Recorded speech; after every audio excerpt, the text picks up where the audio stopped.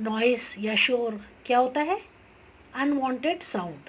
आपको नहीं चाहिए इतना शोर आसपास, अनवांटेड साउंड। और अब तो ये भी पता है कि नॉइस पोल्यूशन एक स्ट्रेस फैक्टर है। स्ट्रेस आजकल के मॉडर्न लाइफ में लाइफस्टाइल डिजीजेस, ज़्यादातर बीमारियों का कारण है। एक स्ट्रेस फैक्टर उनमें से नॉइस भी है, शोर। और ये शोर आपकी हेल्थ को काफ़ी नुकसान पहुंचा सकता है। इसके बारे में हम आगे की स्लाइड्स में डिस्कस करेंगे। शोर की, आवाज़ की बहुत सारे सोर्सेज होते हैं। कल डिपेंड करता है कि आप कहाँ रहते हैं या कहाँ काम करते हैं। जो लोग रेलवे स्टेशन, बस डिपो वगैरह के आसपास रहते हैं या काम करते हैं, उनको ज़्यादा एक्सपोजर होता है। आवाज़ या नॉइस की दो कैरेक्टरिस्टिक मापे जाते हैं। एक तो कितनी ऊंची है, कितनी तेज़ आवाज़ है, इंटेंसिटी, लाउडनेस।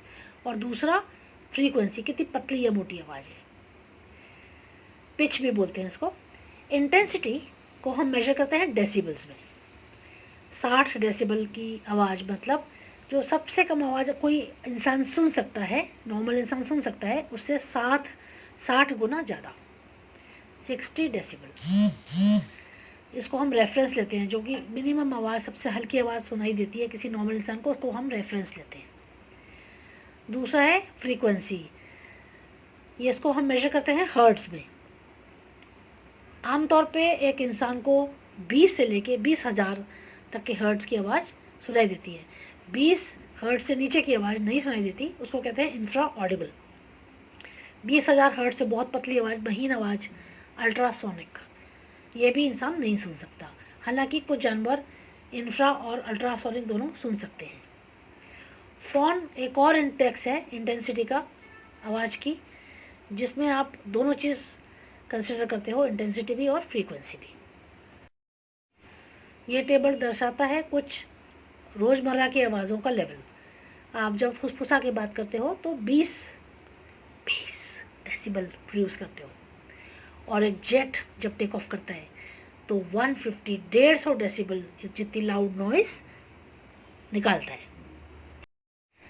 यहाँ पे दर्शाया गया है ऊपर की तरफ बढ़ती हुई आवाज़ की लाउडनेस 10 डेसिबल से शुरू होकर 160 तक जा रही है।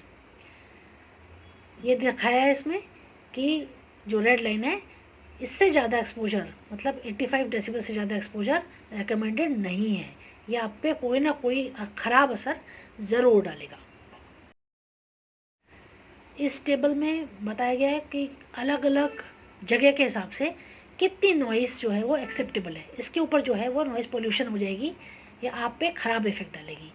आपके घर में, रेजिडेंशियल एरिया में, बेडरूम में इतनी आवाज़ रिकमेंडेड है, हॉस्पिटल के वार्ड्स में इतनी। इस टेबल में आप देख रहे होंगे कि डेसिबल की जगह हमने dBA इस्तेमाल किया है।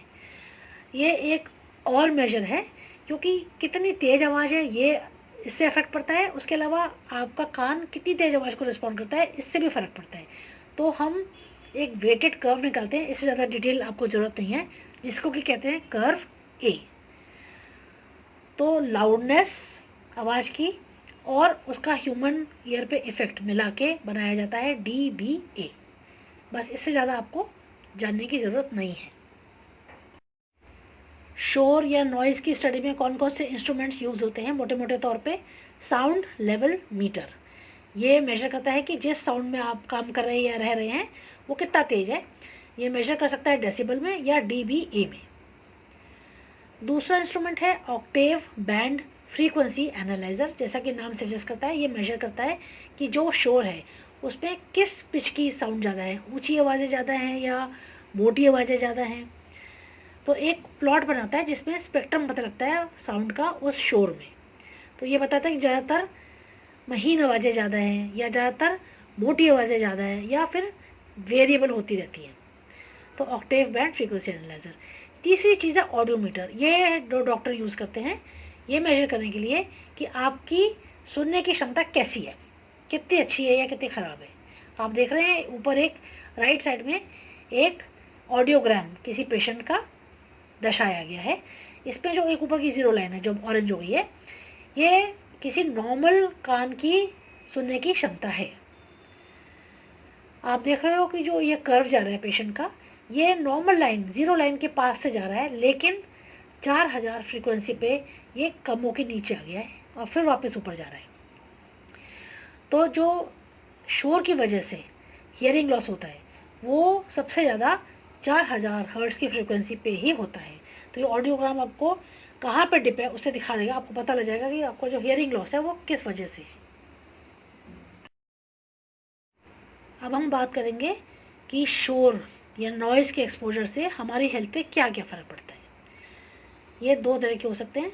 एक तो ऑडिटरी, मतलब हमारे कान पे, हमारे सुनने की क्षमता पे इफेक्ट पड़ता है, और नॉन ऑडिटरी भी होता है, मतलब हमारी बॉडी के दूसरे सिस्टम पे, कान से अलग, सुनने की क्षमता से अलग बाकी बॉडी पे भी इसका असर पड़ता है। तो पहले बात करते हैं ऑडिटरी इफेक्ट्स की, सुनने की क्षमता पे। ऑडिटरी फटीग ये बोलते हैं, आप जब कोई भी आवाज़ आसपास नहीं आ रही है तो भी आपको कान में सीटी की आवाज़, बजिंग की आवाज़ सुनाई दे रही है, ये ऑडिटरी फटीग की वजह से है। ये जब आपका एक्सपोजर 90 डेसिबल, 90 डेसिबल के आसपास होता है तब ज़्यादा होता है, और इसमें सबसे ज़्यादा फ्रीक्वेंसी की आवाज़ आती है 4000 हर्ट्ज़। फिर आप सब ने जैसा सोचा होगा, हियरिंग लॉस, सुनने की क्षमता कम हो जाना, बहरापन। इसमें जो विक्टिम होता है, जिसको बहरापन हो रहा है, उसको शुरू शुरू में तो पता ही नहीं चलता कि मेरी सुनने की क्षमता कम होती जा रही है, मैं बहरा होता जा रहा हूँ। और ये जो बहरापन है ये टेम्प्रेरी भी हो सकता है या हमेशा के लिए भी हो सकता है, परमानेंट। जो टेम्प्रेरी हियरिंग लॉस है ये मोस्टली एक जोर की आवाज़ से, एक्सपोजर से हो सकता है, और ये थोड़े टाइम बाद चला जाता है, मोस्टली 24 घंटे में ये चला जाता है।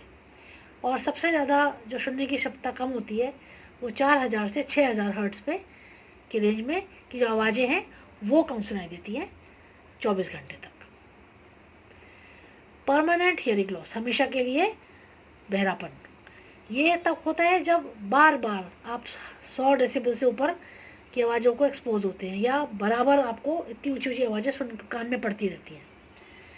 जो ऑक्यूपेशनल हियरिंग लॉस होता है, मतलब आपके काम पे आपको आवाज़ सुननी ही पड़ती है, उसकी वजह से हियरिंग लॉस होता है, वो मोस्टली परमानेंट हियरिंग लॉस होता है।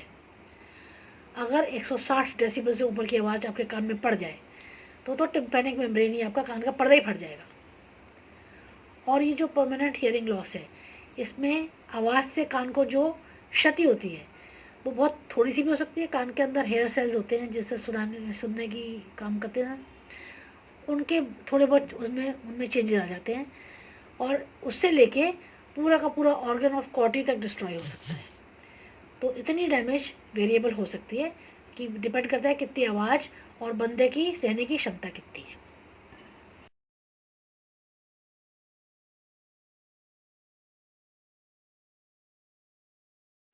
अब है नॉइज़ का या शोर का इफेक्ट बाकी सारी बॉडी पे, non auditory effects. Interference with speech, आपकी आपसी बातचीत में व्यवधान डालती है शोर, तो आपको ज़ोर से बोलना पड़ता है, क्योंकि आपसी बातचीत के लिए आपकी आवाज़ की लाउडनेस जो आसपास की आवाज़ है उससे 12 डेसिबल ऊपर होनी पड़ती है, तो आपको ज़ोर से बोलना पड़ता है, और आप थक जाते हो बोलते बोलते, परेशान हो जाते हो। फिर अनोयंस, गुस्सा आता है, परेशान होते हो। ये जो गुस्सा है ये एक तरह का आपकी बॉडी पे स्ट्रेस है। फिर आपकी एफिशिएंसी कम हो जाती है, आप पढ़ाई करने की कोशिश कर रहे हो, शोर में पढ़ाई नहीं हो रही, काम करने की कोशिश कर रहे हो, ढंग से काम नहीं कर पा रहे, 2 मिनट का काम करने में आपको 20 मिनट लग रहे हैं, तो मतलब एफिशिएंसी कम हो जाती है।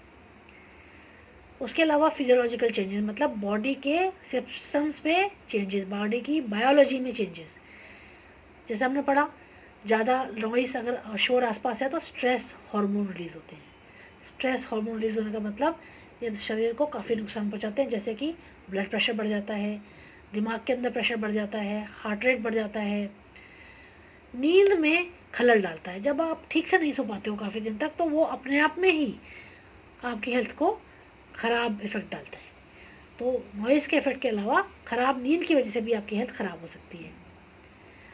इसके अलावा इकोनॉमिक लॉस भी हो सकता है आपको, आपकी सिटी को, आपकी स्टेट को, आपकी कंट्री को, क्योंकि प्रोडक्टिविटी कम हो गई। हमने देखा ऊपर एफिशिएंसी कम हो जाती है पढ़ाई की भी और काम की भी, तो प्रोडक्टिविटी भी कम हो जाएगी, उत्पादन कम हो जाएगा। उसके जो ये देखा गया है कि जो वर्कर्स हैं, जो काम करते हैं फैक्ट्रियों में जहाँ पे ज़्यादा आवाज़ें होती हैं, वो लोग ज़्यादा इरिटेबल होते हैं, ज़्यादा जल्दी गुस्सा हो जाते हैं, ज़्यादा जल्दी स्ट्राइक पे चले जाते हैं और वायलेंट हो जाते हैं और काम रोक देते हैं। तो इकोनॉमिक लॉस होता है, प्रोडक्टिविटी कम होती है। उसके अलावा शोर की वजह से अगर किसी कर्मचारी को हियरिंग लॉस हुआ है या कोई और इफेक्ट हुआ है तो वो उस इंडस्ट्री पे क्लेम भी डाल सकता है। तो ये दूसरा लॉस है इंडस्ट्री को। तो इकोनॉमिक लॉस भी होता है शोर की वजह से।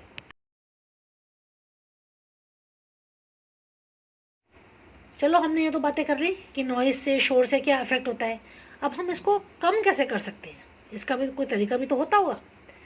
जब सिटी प्लान हो रही है उस स्टेज पे हम कर सकते हैं। तब हम ऐसे जोन बना दें उस एक शहर में जहाँ पे इंडस्ट्री और ट्रांसपोर्ट अलग हो और रहने की जगह अलग हो।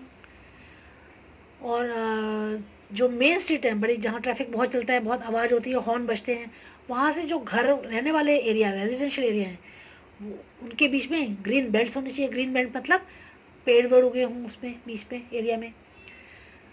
फिर जो घर हैं वो मेन स्ट्रीट से कम 15 मीटर दूर होने चाहिए जो आपकी कॉलोनी है। और ये जो 15 मीटर या उससे ज़्यादा का डिस्टेंस है ये भी खाली नहीं होना चाहिए। इसमें प्लांट्स, झाड़ियाँ वगैरह उगानी चाहिए, क्योंकि ये साउंड जो स्ट्रीट से आ रही है उसको ऑब्जॉर्व करती है, ट्रैफिक के साउंड को ऑब्जॉर्व करती है। फिर जो मेन स्ट्रीट है वो ज़्यादा चौड़ी चौड़ी होनी चाहिए, जिससे ज़्यादा ट्रैफिक स्मूथली फ्लो हो सके, ज़्यादा हॉर्न ना बजाना पड़े।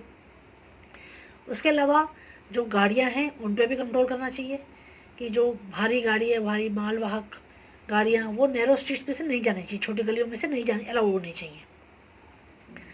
हॉर्न का अधिक इस्तेमाल भी बैन होना चाहिए। उसके अलावा जिस बिल्डिंग में आप रहते हो उस बिल्डिंग को साउंड प्रूफ कर सकते हो, या काम करते हो उस बिल्डिंग को साउंड प्रूफ किया जा सकता है। क्या क्या तरीके हैं बिल्डिंग को साउंड प्रूफ करने के, ये हर जगह पे डिफ़र करता है, और जो इस लेक्चर को पढ़ने वाले लोग हैं वो खुद ही सजेशन देते हैं। फिर अगर नॉइस एक्सपोजर नहीं रोका जा सकता, जैसे कि फैक्ट्री है, रेलवे स्टेशन है, एयरपोर्ट है, तो उसमें आपको अगर 85 डेसिबल से ज़्यादा साउंड प्रोड्यूस हो रही है तो जो वहाँ काम करते हैं उनको बचाव के इक्विपमेंट देने चाहिए, जैसे कान का मफलर, ईयर मफलर। उसके अलावा जो एरियाज़ हैं कहीं पे शोर ज़्यादा है कहीं पे कम है, तो लोगों को रोटेशन से शोर वाले और कम शोर वाले एरिया में रोटेट करते रहना चाहिए। इसके बावजूद इन लोगों का समय समय पर ऑडियोग्राम, जो मैं पीछे दिखाया था, ऑडियोग्राम होता रहना चाहिए, ताकि कोई भी हियरिंग लॉस जल्दी से जल्दी पकड़ में आ सके और फिर उसका इलाज हो सके। और फाइनली लेजिस्लेशन, लॉ, कानून, जैसे कि अगर किसी वर्कर को ये सब आपने नहीं किया और उसको हियरिंग लॉस हो गया या उसकी हेल्थ पे अफेक्ट पड़ गया तो वो आपसे कॉम्पनसेशन मांग सकता है। तो जो इंडस्ट्री है वो इस डर से ही अपने वर्कर्स को प्रोटेक्टिव इक्विपमेंट देगी और उसको रोटेट करेगी और उसको बराबर हेल्थ चेकअप भी करती रहेगी, ऑडियोग्राम करवाती रहेगी। फिर आता है हेल्थ एजुकेशन, मतलब आम जनता को में अवगत कराना कि शोर से क्या क्या नुकसान हो सकते हैं। आमतौर पर लोगों को पता ही नहीं होता और वो अपने आप को नॉइज़ से कैसे बचा सकते हैं। सबसे ज़रूरी ये हेल्थ एजुकेशन ही है, क्योंकि लोगों की हेल्थ उनके खुद के हाथ में है। तो पहले तो उनको पता हो कि शोर कितना ख़राब है उनके लिए, और दूसरा इस शोर से वो कैसे बच सकते हैं। ये लोगों को इस मामले में सजग बनाना चाहिए।